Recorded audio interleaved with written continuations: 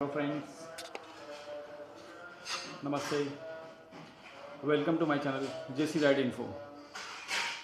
Friends, आज फिर मैं आपके लिए बिजनेस आइडिया लेकर आया हूँ और मैं आपको आज अपना एक्सपीरियंस शेयर करना चाहता हूँ।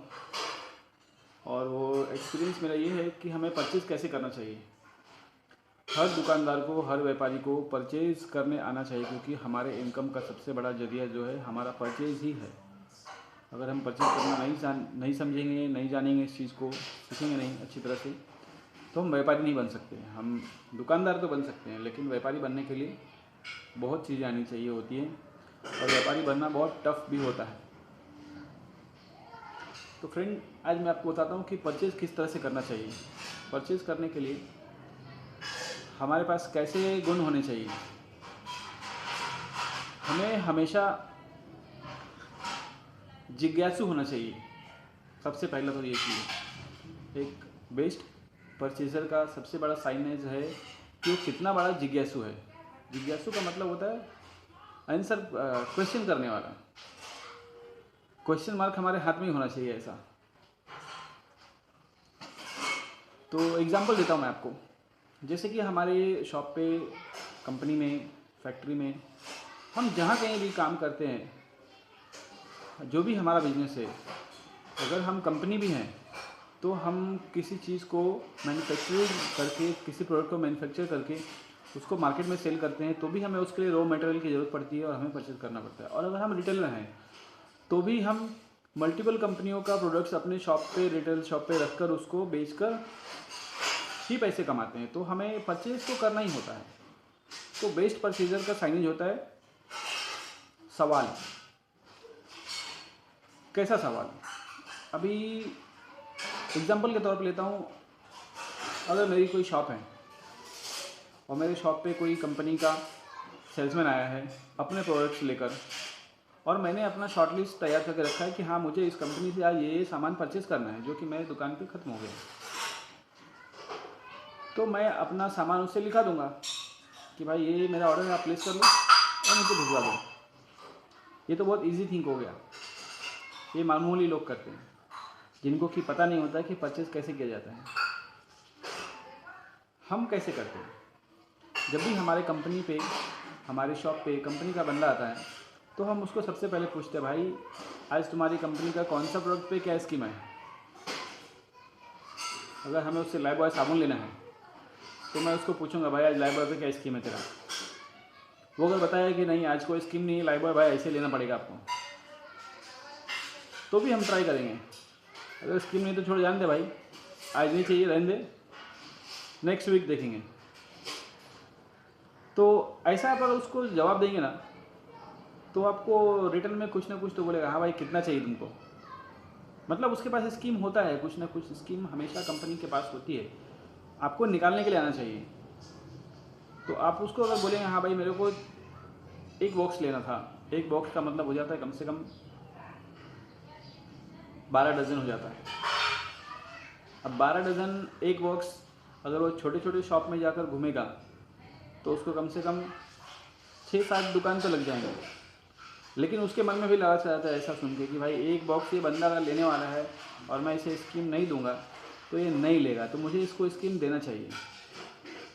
तो आपसे पूछेगा आपको, और मतलब वो अपनी तरफ से और क्वांटिटी बढ़ाने की कोशिश करे, लेकिन अपने को अपनी क्वांटिटी बढ़ानी नहीं है। अपने को सामान उससे उतना ही लेना है जितना कि हमारी ज़रूरत है, लेकिन हमें उससे स्कीम चाहिए। तो स्कीम लेने का एक तरीका है कि हमें सबसे पहले कंपनी से स्कीम पूछना चाहिए। और दूसरी बात और ध्यान रखना है कि हम स्कीम के लालच में कभी भी ऐसे प्रोडक्ट को ज़्यादा स्टोर नहीं करना चाहिए हमें जो कि हमारे पास ज़्यादा मूवमेंट नहीं हो।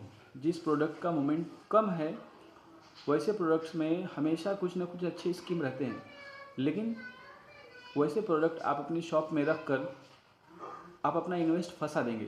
तो आपको हमेशा ये ध्यान रखना है कि स्कीम पूछने के साथ साथ हमें ये भी ध्यान में रखना है कि कौन से प्रोडक्ट में कितना स्कीम है और कितना यूटिलाइज होता है हमारे पास में, कितनी बार वीक में वो कितना बिकता है।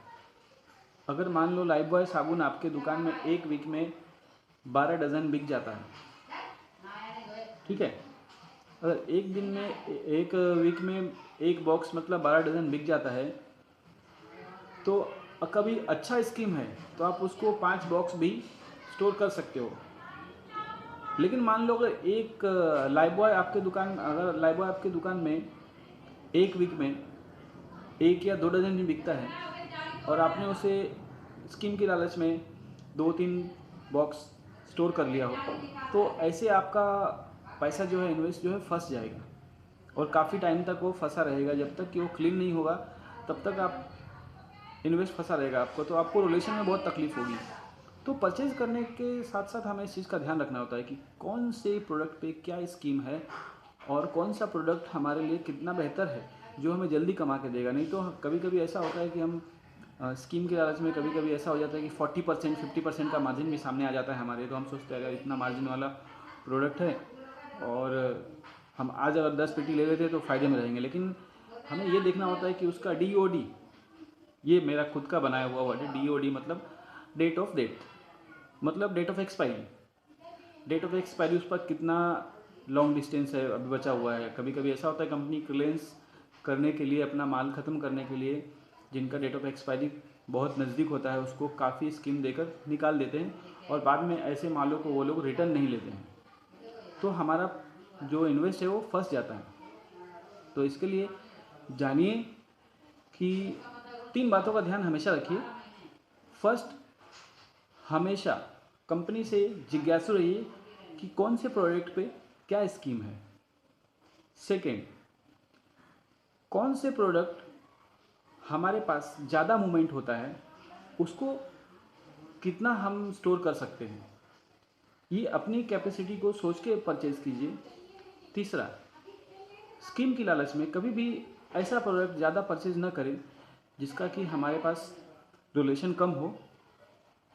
ऐसे में आप फंस सकते हैं। कभी कभी ऐसा हो जाएगा कंपनी आपसे माल रिटर्न नहीं लेगी और आपका इन्वेस्ट जो है वो वेस्ट हो जाएगा। सो फ्रेंड, मुझे सुनने के लिए थैंक यू।